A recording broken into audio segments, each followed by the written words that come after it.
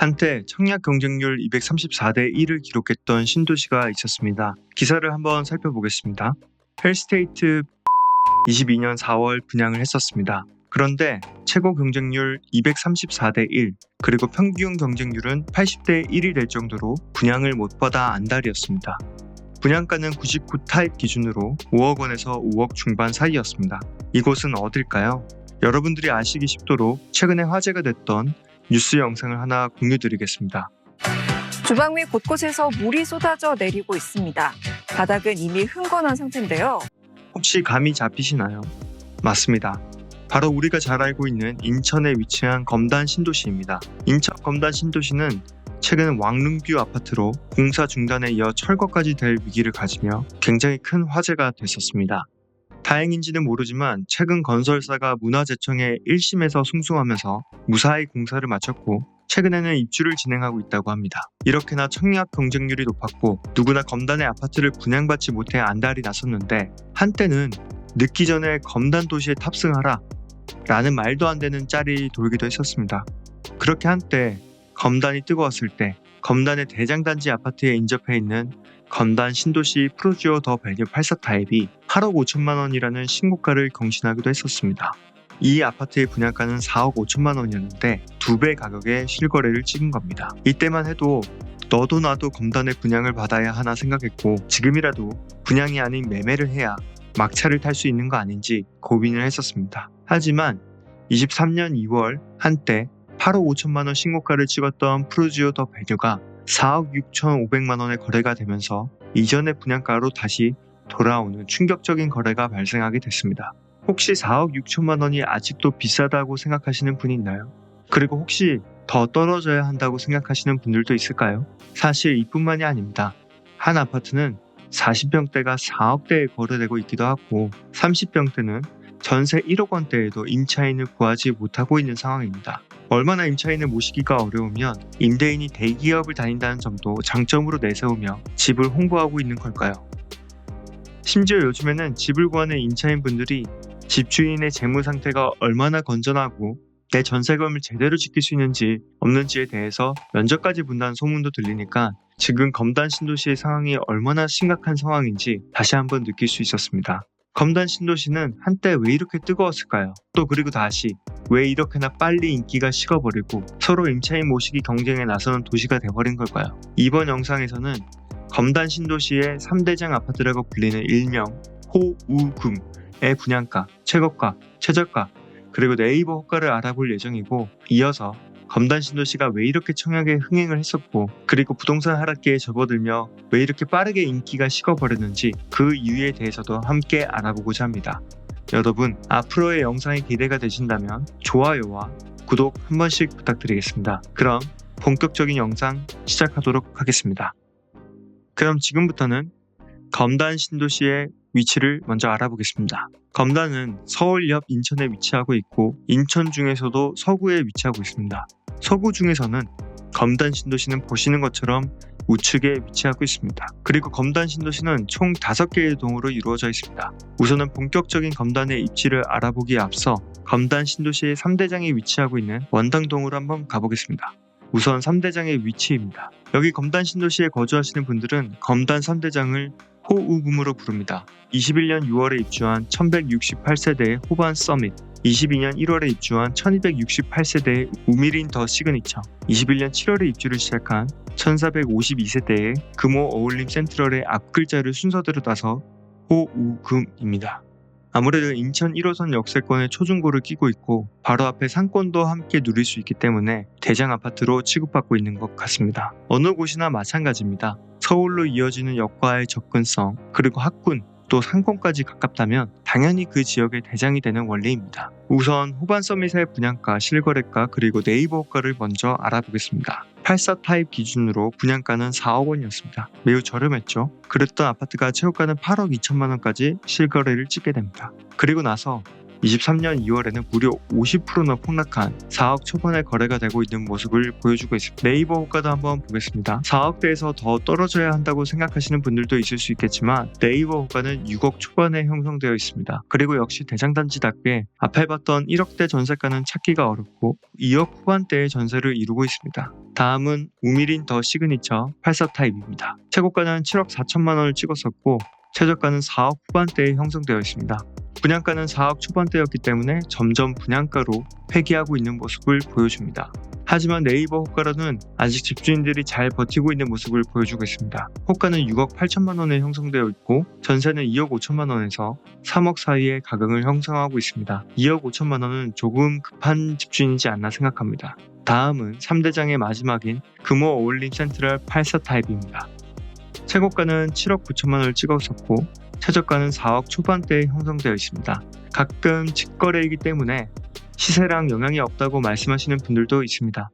맞습니다. 직거래는 특수거래이기 때문에 실제 아파트 가격에 영향이 없을 수도 있지만 아무래도 사람은 한 번 거래된 가격을 쉽게 잊지 못하고 언제나 가장 최저가의 가격 근처만 찾으려는 경향이 있습니다. 예를 들어서 어떤 사람이 검단의 집을 매매하러 보러 온다면 그래도 최저가에 거래됐던 4억대의 매물을 쳐다보지 5억대에서 매물을 쳐다보는 사람은 없다는 겁니다. 분양가를 살펴보면 4억이 안 됐었습니다. 호흡음 3개 단지 중에서 가장 분양가가 저렴한 아파트입니다. 네이버가는 역시 다른 대장 아파트들과 비슷하게 6억 5천만 원에서 6억 8천만 원 사이를 이루고 있습니다. 전세는 3억에 나와 있네요. 특징적인 것은 여기가 다른 아파트들에 비해서 가장 전세가가 높은데 그 이유는 아마 위에 위치하고 있는 초등학교, 중학교, 고등학교가 가장 가깝기 때문에 부모님들이 아무래도 선호하는 경향이 심하지 않나 그렇게 생각합니다. 어떠셨나요, 여러분? 검단 신도시의 3개 대장단지를 살펴봤습니다. 여러분들이 살고 계시는 아파트 가격과 비교해보면 어떤가요? 비싼가요? 아니면 저렴한가요? 지금과 같은 시기에 다른 지역의 상승과 하락의 흐름을 알고 내가 살고 있는 지역 주변에 있는 부동산들을 비교하면서 공부해두는 것은 매우 중요합니다. 그럼 본격적으로 검단 신도시가 234대 1의 청약 경쟁률을 보여줄 정도로 흥행했었는데 왜 갑자기 이런 분양가로 다시 회귀하는 흐름이 나타났는지에 대해서 한번 자세하게 알아보겠습니다. 지금까지 여러분들에게 영상이 도움이 되고 있다면 좋아요와 구독은 제게 아주 큰 힘이 됩니다. 그럼 지금부터 본격적으로 어떻게 검단이 서울보다 높은 234대 1과 같은 청약 경쟁률을 보일 수 있었던 걸까요? 그 이유는 당시 3기 신도시에 있었던 LH 직원의 불법 투기 의혹으로 3기 신도시에 대한 불안 심리가 쌓였기 때문입니다. 3기 신도시가 불안하면 사람들은 어디로 몰릴까요? 맞습니다. 지금 당장 개발되고 있는 신도시로 몰리겠죠. 그 중에 검단 신도시가 있었던 겁니다. 그런데 여러분 여기서 잠깐만요. 검단 신도시는 몇 기 신도시인 줄 아시나요? 맞습니다. 바로 2기 신도시입니다. 2기 신도시라고 하면 동탄 신도시, 판교 신도시, 광교 신도시 들으면 바로 알 수 있는 곳들이 있습니다. 그런데 내가 잘 모르던 검단도 2기 신도시라고 하니까 신기하죠. 그래도 인천에서는 서울에 가장 가까이 붙어있는 신도시로 앞으로는 더욱더 관심 받을 수 있는 신도시가 아닌가 저는 그렇게 생각합니다. 그리고 두 번째 청약 흥행의 이유는 바로 낮은 분양가와 분양 당시에 있었던 매매가의 프리미엄에 있습니다. 똑똑하신 구독자 여러분들은 아마 눈치채셨을 겁니다. 검단 신도시의 분양가는 4억이 안 되는 곳도 있었고 그리고 지금은 4억대에 거래되는 물건도 있지만 그때만 해도 7억, 8억, 7억가를 찍던 시점이었습니다. 사람은 욕심의 동물이라고 하죠. 분양만 되면 4억은 앉은 자리에서 볼 수 있다는 그런 로또에 당첨되고 싶은 그런 기대감 때문에 많은 사람들이 청약에 몰렸다고 생각합니다. 하지만 부동산 하락전과 검단 신도시에 있는 엄청난 입주 물량 폭탄을 견뎌내기는 역부족이었던 겁니다.